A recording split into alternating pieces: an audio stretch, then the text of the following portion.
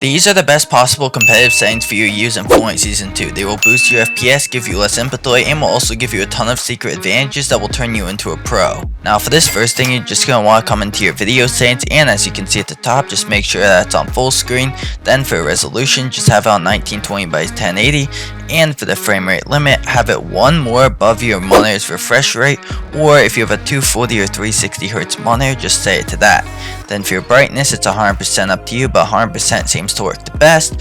Then user interface contrast doesn't really make any difference, so up to you. Colorblind strength is completely up to you. Most people use off, but I'll have a thing cycling through them if you want to see a different ones. Then again, for colorblind strength, doesn't really matter, complete personal preference. Then for the graphics quality right here, for the quality presets, just put it to low. And then for the view distance, I usually have it on medium. If you have it on low, it gives you mobile builds, so yeah.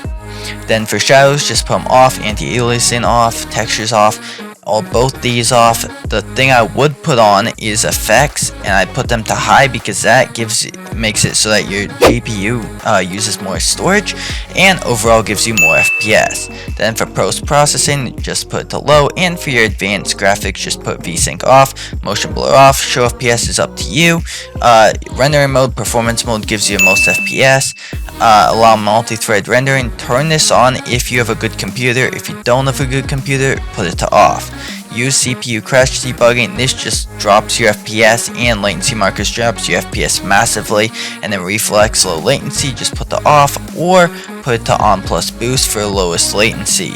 For DLSS, this gives you a ton of shadows, so just turn that off as well. These settings are a super easy thing to do, and it can make a huge difference when it comes to your FPS. However, the next setting focuses a ton on boosting your FPS, and that is to go into your NVIDIA control panel and copy all of my settings on screen. These are by far the best settings you can have to boost your FPS, get less input delay, and overall speed up your game massively, no matter what graphics card and PC you have.